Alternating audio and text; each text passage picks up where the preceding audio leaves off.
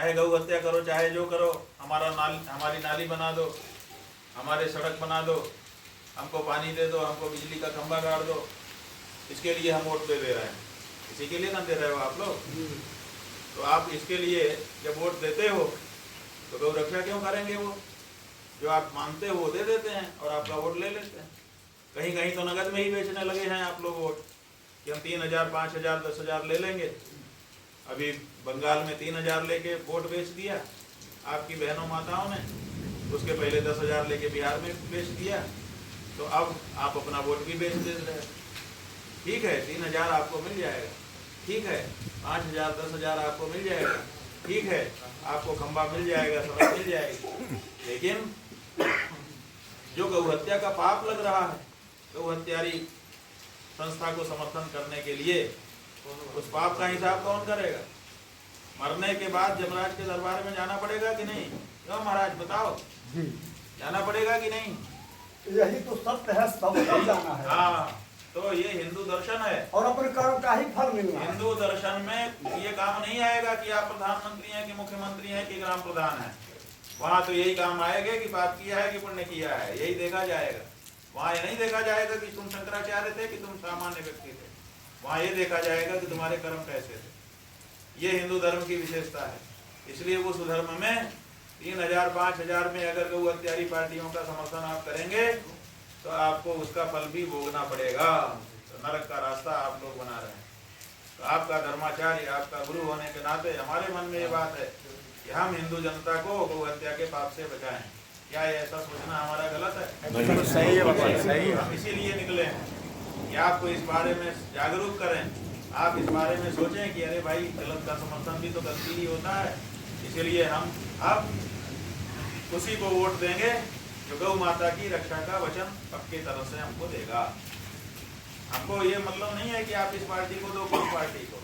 मान लो कोई भाजपा को देने वाला है, हम ये थोड़े कह रहे हैं कि भाजपा को मत दो, लेकिन हम ये जरूर कह रहे हैं कि तब तक भाजपा को वोट मत दो जब तक वो शपथ पूर्वक घोषणा न कर दे कि अब की बार गलती हो गई, अभी तक अब की बार जीतने के बाद जैसे तुम्हारे घर की पहली रोटी गाय की होती है, ऐसे जीतने के बाद पहला काम गौ माता की रक्षा का करूंगा।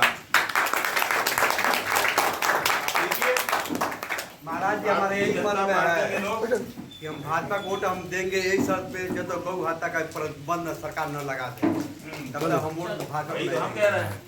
इसी तरह से अगर कोई दूसरी पार्टी को वोट देने के लिए इच्छा करता है, हम कहाँ मना कर रहे हैं कि मत करो, लेकिन हम ये जरूर कह रहे हैं कि वो पार्टी जब तक अपनी पार्टी फोरम में शपथ पूर्वक घोषणा न कर दे कि हम गौ माता की रक्षा करेंगे, तब तक आप उसको वोट देंगे। इसका मतलब उसके पाप में आप भी भागीदार बन रहे हैं। समझ रहे हैं? तो गो हत्या लगना है, हाँ, गो हत्या आपको भी लगना ही लगी हुई है इस समय, लगी हुई। इसीलिए आपकी कोई कदर नहीं है। इस देश में 100 करोड़ से ज्यादा आप हो, लेकिन कोई सरकार हिंदुओं की कोई बात सुन रही है?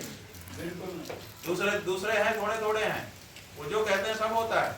और आप कुछ कहो, आपका हिंदू धर्म की बात करो, कुछ नहीं होगा।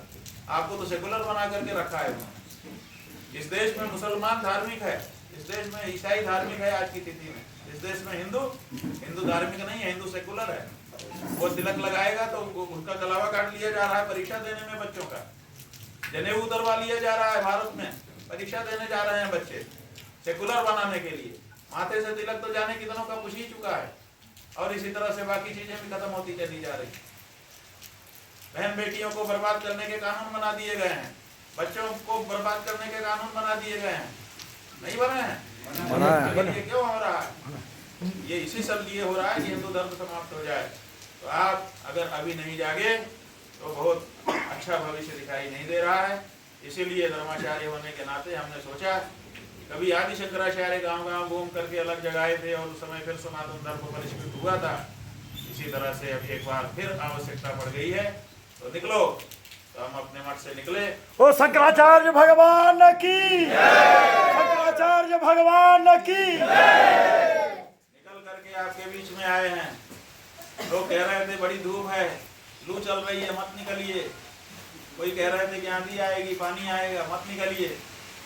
लेकिन आंधी पानी में इतने लोग खड़े हो कि नहीं खड़े हो? खड़े हैं भगवान। आंधी पानी से कब आप डरे हैं? बिल्कुल। ये तो हमारी जिंदगी का हिस्सा है, इसीलिए इससे हमको मत डरवाओ। उसके प्राण और प्रतिष्ठा दोनों बचे रहें। लेकिन गजब की बात है कि जिस देश में लोकतंत्र जारी हो गया हो, एक एक व्यक्ति के वोट से सरकारें बनती हो, वहां पर हमारा ही वोट लेकर के, माने हम हिंदुओं का, सनातनियों का वोट लेकर जो पार्टी सत्ता में आती है, वही अभी तक का यही अनुभव है कि वही हमारी माँ को काट काट करके, बोटी बोटी करके डॉलर के लिए बेचती है।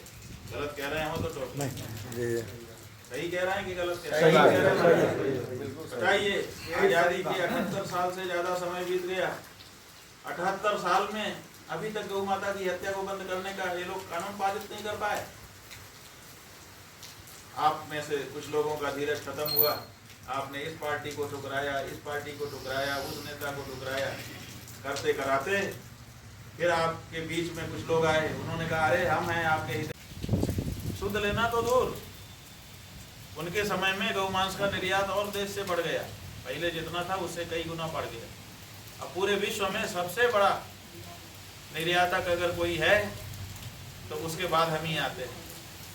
सबसे ज्यादा ब्राजील, और ब्राजील के बाद भारत का नंबर आ गया जो गौ मांस निर्यात में सबसे आगे अव्वल है। बताइए, ये हिंदुओं का देश है जिसमें सबसे बड़ा व्यापार गौ मांस का हो रहा है। देश के हिंदुओं को शर्म आती है, संकोच होता है कि हम किस देश में